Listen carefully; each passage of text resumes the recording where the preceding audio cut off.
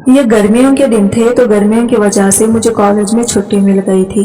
मेरी उम्र 20 साल थी और मैं सारे घर का काम किया करती थी। घर का काम कर कर के थक हार कर अपने बिस्तर पर लेटी हुई थी। पूरे घर का काम करने के बाद मेरा जिस्म अकड़ गया था। मेरा पूरा वजूद थकन से चूर चूर हो रहा था। ऐसा लग रहा था कि मेरी पूरी कमर सीधी हो गई है और वो अकड़ने का नाम ही नहीं ले रही थी। मैं जल्दी ही अपने बेड पर लेटकर सुकून पाना चाहती थी और खुद ही अपने हाथों से अपने जिस्म और सर को हाथ से दबा रही थी और मेरे मुंह से ऊ आह की आवाज निकल रही थी। मेरी ऊ आह की आवाज सुनकर मेरा भाई कमरे में आ गया था। मेरा भाई का नाम अरसलान था। अरसलान मुझसे कहने लगा, क्या हुआ अस्मा, तुम इतना ऊ आह की आवाज क्यों निकाल रही हो? तबीयत तो ठीक है ना तुम्हारी? मुझे तो तुम्हें देखकर नहीं लगता कि तुम ठीक हो। तो मैं कहने लगी, क्या बोलूं भाई आपको कि मुझे कॉलेज की छुट्टियां क्या मिली हैं। फूफू ने तो सारे घर की जिम्मेदारी मुझ पर डाल दी है।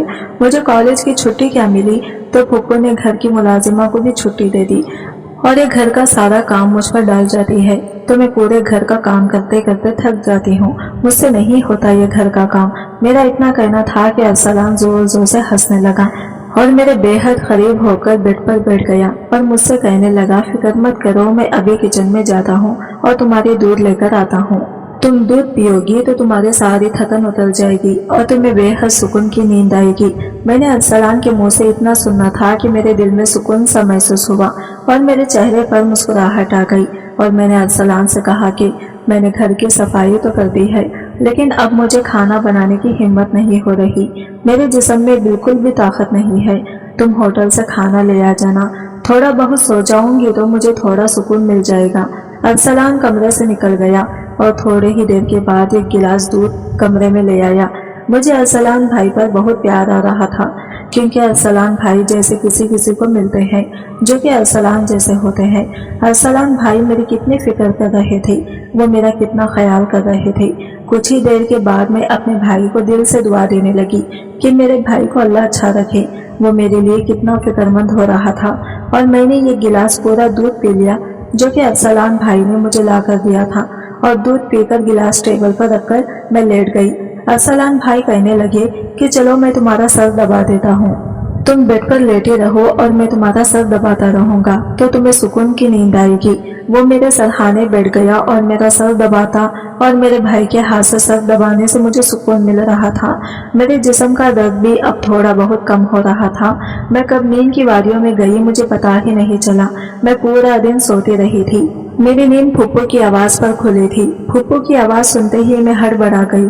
जैसे ही मैं बेड से उठी तो मेरा सर चकराने लगा और मेरी नजर घड़ी पर पड़ी तो रात के 10 बज रहे थे।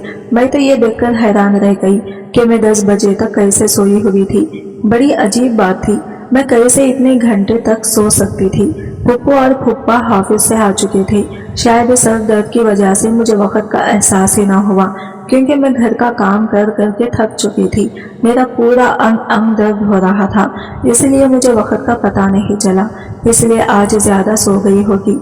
और फूफू और फूफा की आवाज सुनकर मैं जल्दी से उठ बैठी।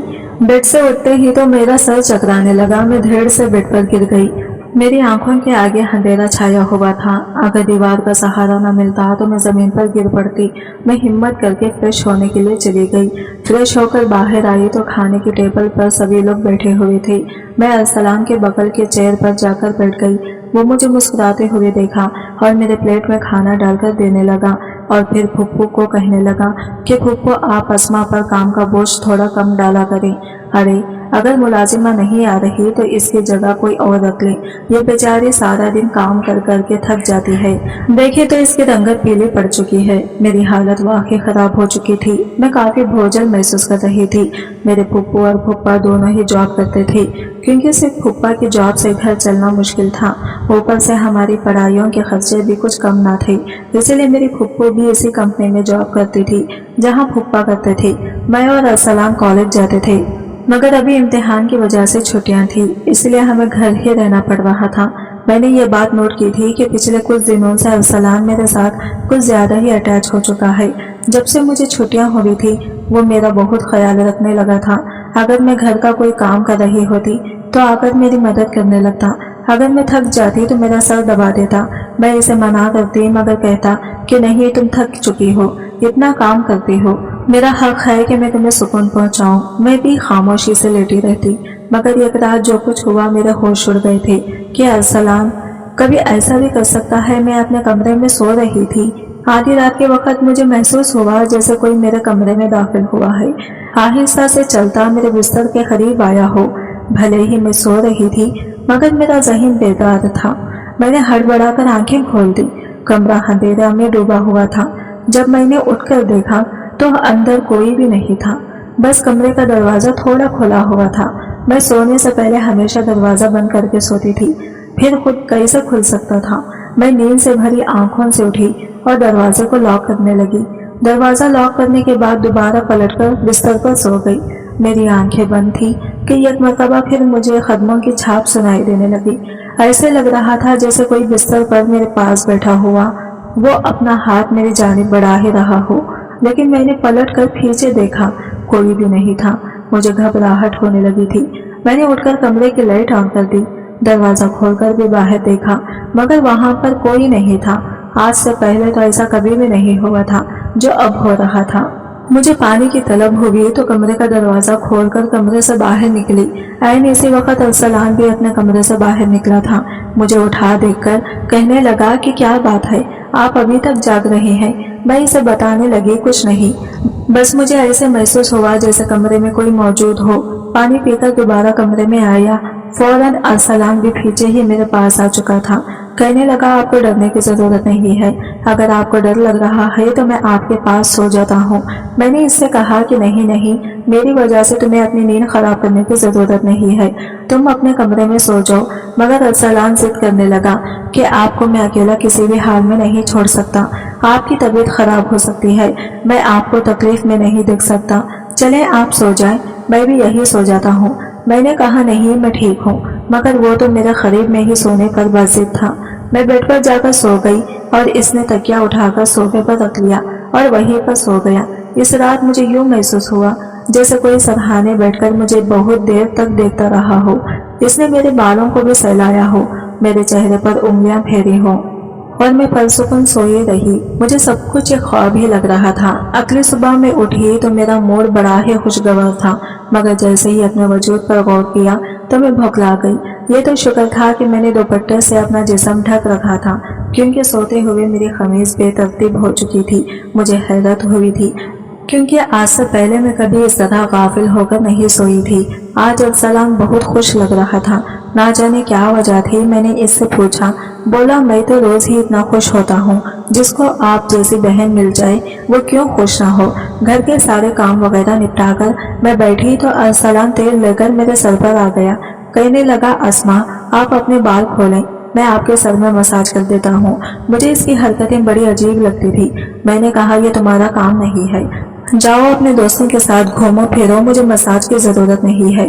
مگر وہ تو خود ہی میرے بالوں میں کیچڑ اٹھا کر کہنے لگا کہ آپ ہی نخرے مت کیا کریں، قسمت والوں کو ملتے ہیں مجھ جیسے بھائی۔ آپ کا بھائی جب آپ کے ان خوبصورت ریشمی بالوں میں مساج کرنا چاہتا ہے تو آپ کو مسئلہ ہی کیا ہے؟ چلیے آئے، میں آپ کے سر کا مساج کر دیتا ہوں، آپ کو بہت سکون آئے گا۔ وہ مجھے وہاں سے اٹھا کر کمرے میں لے گیا۔ میں بیڈ پر تکیہ رکھ کر لیٹ گئی، میرے بال بیڈ سے نیچے لٹک رہے تھے۔ وہ میرے سرہانے بیٹھ کر میرے لیے بالوں کی مساج کرنے لگا۔ ارسلان مجھ سے 4 سال چھوٹا تھا، مگر مجھے نام سے بلایا کرتا تھا کہ آپ اتنی پیاری ہیں کہ آپ کو دیکھ کر دل کرتا ہے آپ ہمیشہ یوں ہی ہنستے مسکراتے رہیں اور میں آپ کا لاڈ اٹھاتا رہوں۔ ارسلان میرا مساج کر رہا تھا، لیکن اس کے ہاتھوں میں تو جیسے جادو تھا۔ مساج سے مجھے اتنا مزہ آیا کہ میں نیند کی وادیوں میں کھونے لگی۔ تیل کی خوشبو بڑی ہی زبردست تھی۔ میں نے ارسلان سے پوچھا یہ کون سا آئل ہے؟ کہنے لگا یہ بہت ہی خاص تیل ہے، خاص آپ کے لیے ہے، آپ کے جو اتنے حسین بال ہیں نا یہ ان بالوں کے لیے ہی بنا ہے۔ اس کی باتیں بہت پیاری ہوتی تھی، میں سمجھ نہیں پاتی تھی کہ یہ بات کر کس طریقے سے رہا ہے۔ بہرحال مساج کے دوران ہی میں نیند کی وادیوں میں کھوتی جا رہی تھی۔ ایک مرتبہ پھر میں سو چکی تھی، مگر جب کچھ دیر بعد میری آنکھ کھلی تو میرا پورا وجود درد سے ٹوٹ رہا تھا۔ ایسے لگ رہا تھا جیسے بہت زیادہ وزن میری ٹانگوں پر رکھ دیا گیا ہو، پورے بدن میں درد سرایت کرتا جا رہا تھا۔ میں دھیرے سے اٹھ کر بیٹھی اور آس پاس دیکھنے لگی۔ जब अपने वजूद पर गौर किया तो मैं मुकम्मल भीगी हुई थी। ऐसे लग रहा था कि जैसे मुझे किसी ने नहला दिया हो। मेरे कपड़े गीले थे, पंखा बंद था और गर्मी थी। आखिर ये सब कुछ हो क्या गया था। मैं बड़ी मुश्किल से बेड से उठी। मुझे चक्कर आ रहे थे, मुझसे चलना मुश्किल हो रहा था। मैं अपनी हालत समझ नहीं पा रही थी कि मेरे साथ ये सब कुछ हो क्या रहा है। बड़ी मुश्किल से चलकर वॉशरूम गई और फ्रेश हुई थी। अपनी हालत पर गौर किया तो ऐसे लगा जैसे मैं सोई नहीं बल्कि कोई मशक्कत वाला काम कर रही थी।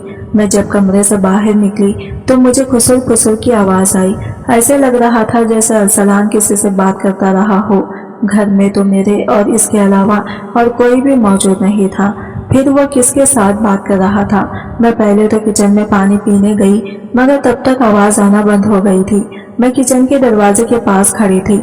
जब अरसलान बैठक से निकला तो इसके हाथ में काफी पैसे थे जिनको देखकर वो मुस्कुरा रहा था। मेरे माथे पर बल पड़े थे। अगले ही पल अरसलान की भी नजर मुझ पर पड़ी थी। मुझे देखकर कहने लगा, अस्मा आप उठ गई। मैं चलते हुए इसके करीब आई। वो हड़बड़ाकर पैसे अपनी पैंट के जेब में डाल रहा था मगर मैं इसका हाथ पकड़कर इन पैसों को सामने लाकर बोली, अरसलान इतने पैसे तुम्हारे पास कहाँ से आए। वो नजरें झुका चुका था। कहने लगा, आप प्लीज फूफा को मत बताना। मैं तो तजस्सुस में मुब्तला हुई थी कि इसने ये पैसे फूफा के तो नहीं निकाले। मैं सख्ती से बोली तो वो सहम गया। कहने लगा कि ये पैसे फूफा की एक दोस्त कई साल पुराना कर्ज उतारने आए थे। मैंने तो सोचा था कि इनसे मोबाइल लूंगा लेकिन इसने पैसे मुझे थमा दिए। मैंने कहा, हाँ तुमने अच्छा किया। घर के हालात देखो किस कदर खराब है। हमारे फुप्पो और फूफा दोनों नौकरी कर रहे हैं और तुम बजाय ये पैसे इनको देने के मोबाइल लेने की बात कर रहे हो। अरसलान शर्मिंदा था मगर मैंने वो पैसे रात को अब्बू को दे दिए थे। अरसलान ने मेरे साथ कोई बात नहीं की थी। आज तो वो सोने भी जल्दी चला गया था। अगले रोज मैं किचन में काम कर रही थी जब अरसलान अपने दोस्तों के साथ घर में दाखिल हुआ। मैं जितनी हैरान होती उतना कम था क्योंकि वो अपने दोस्तों को सीधा लॉन्च में ही ले आया था। मैं इस वक्त दुपट्टा उतारकर बर्तन धो रही थी। जब वो सब हंसते हुए अंदर दाखिल हुए मैंने फौरन दुपट्टा किया था और फिर अरसलान को बुलाने लगी कि ये क्या तरीका है। तुम जानते भी हो इस वक्त अम्मी अब्बू घर नहीं है फिर भी इन लोगों को घर ले आए हो। अरसलान कहने लगा कि ये मेरा घर है। जब आपको मेरा ख्याल नहीं तो मैं आपका ख्याल क्यों करूं। अच्छा सा खाना तैयार करें, मेरे बहुत खास दोस्त हैं।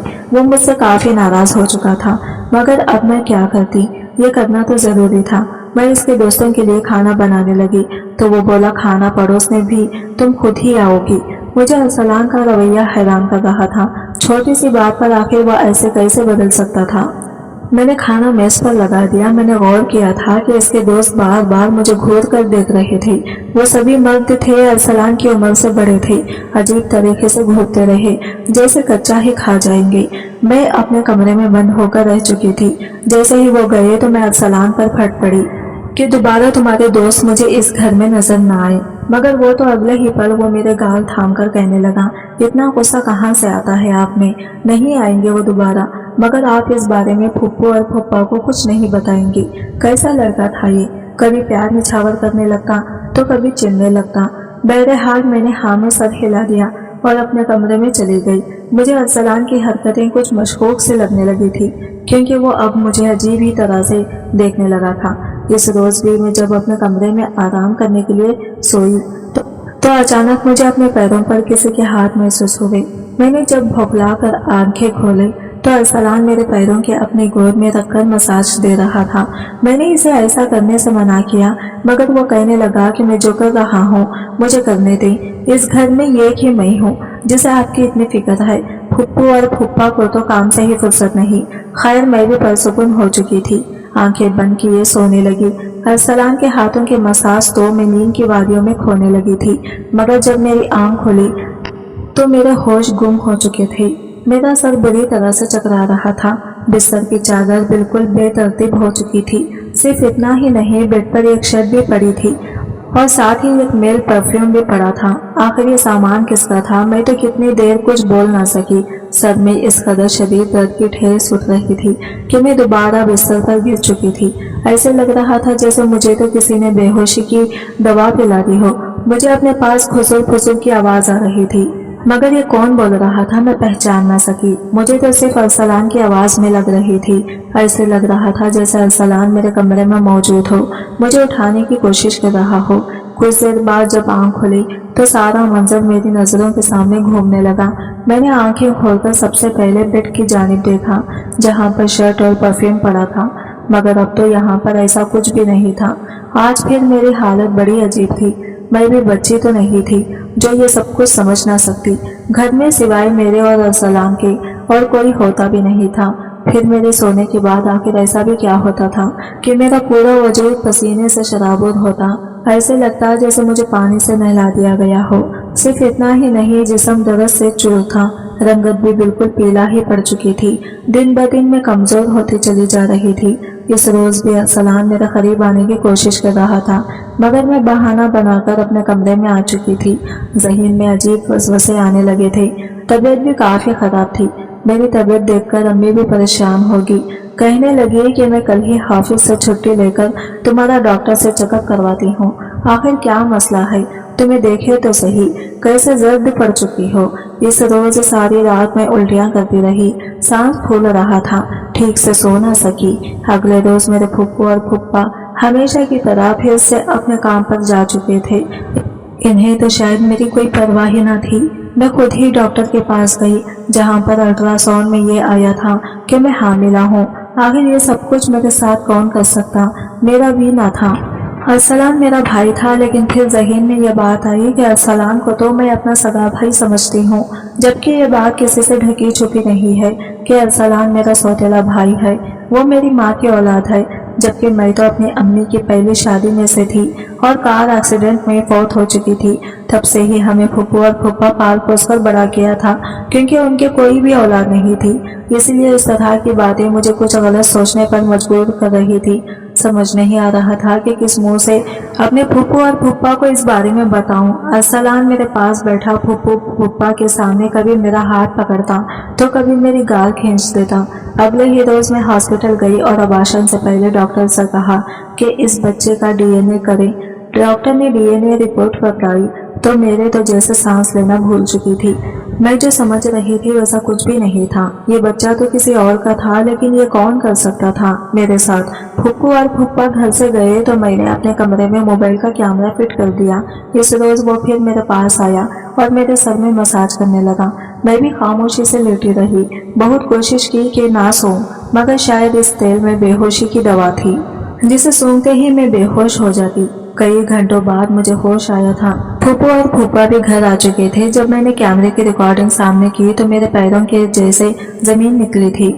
अरसलान मेरे कमरे में अपने अय्याश दोस्तों को ला रहा था जो मेरे साथ बदकारी कर रहे थे। अपना मकसद पूरा करने के बाद अरसलान को उन्होंने पैसे दिए और वहां से चले गए। ये बात मुझ पर किसी क़यामत की तरह टूटी थी। मैंने कमरे से बाहर जाकर अरसलान को गिरबान से पकड़ा और थप्पड़ों की बौछार इसके मुंह पर कर दी। अरसलान खुद भौंकलाया हुआ था। फुप्पू और फुप्पा भी वहीं पर आ गए।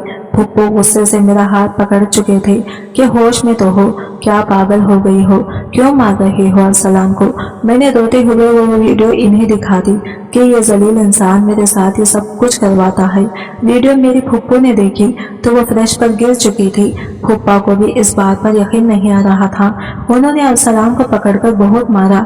इसके मुंह और नाक से खून बह रहा था। गुस्से से कहने लगा कि मैंने इसे कभी अपनी बहन समझा ही नहीं, मुझे पैसों की जरूरत रही थी।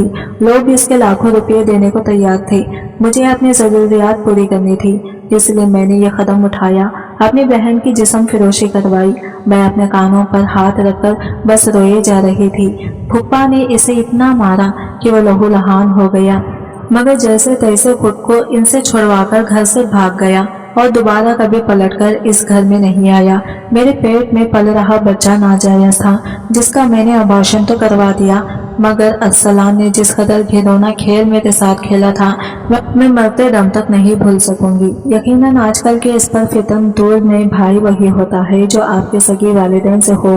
किसी भी अनजान मर्द के सहारे अपनी जवान जहां बेटी को छोड़ना यकीनन बहुत बड़ी बेवकूफ़ी है, क्योंकि शैतान पुरुष मर्द हर वक्त इस आड़ में रहते हैं कि वो किसी न किसी बिनते हवा की इज्जत को नीलाम करें। तो मैं अपने तमाम देखने और सुनने वाले वालिदैन से यही गुजारिश करूंगी कि हमेशा अपनी बेटियों को साफ पर्दों में रखें और कभी किसी भी अनजान मर्द के सहारे पे इन्हें अकेला ना छोड़ें। इस सारे मामले में आखिरी गलती किसकी थी? मेरे माँ बाप के जो पैसे कमाने के चक्कर में बच्चों से बिल्कुल ही गाफिल हो गए थे, या फिर मेरी के मैं अपने सौतेले भाई के साथ अकेली इस घर में रहती थी, इस पे हद से ज्यादा एतबार करती थी, इसे अपना सगा भाई ही समझती थी। आज की वीडियो कहानी आपको कैसी लगी कमेंट करके जरूर बताइएगा, और वीडियो अच्छी लगी है तो लाइक शेयर जरूर कीजिएगा और हमारे चैनल को सब्सक्राइब करें फ्रेंड्स। मिलते हैं अगले नई वीडियो के साथ, तब तक के लिए बाय बाय, टेक केयर, अल्लाह हाफिज।